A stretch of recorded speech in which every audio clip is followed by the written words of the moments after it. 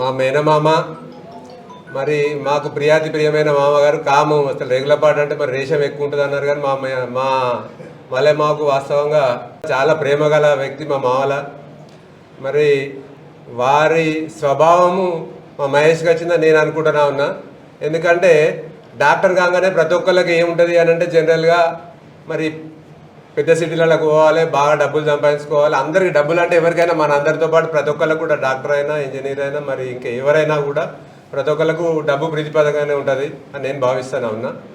మరి ఎక్కడెక్కడో చదువుకొని ఎంతో మన చేతిలో పనితనం ఉండి మా సొంత ఊరు ఇక్కడ కొడుగుంజ.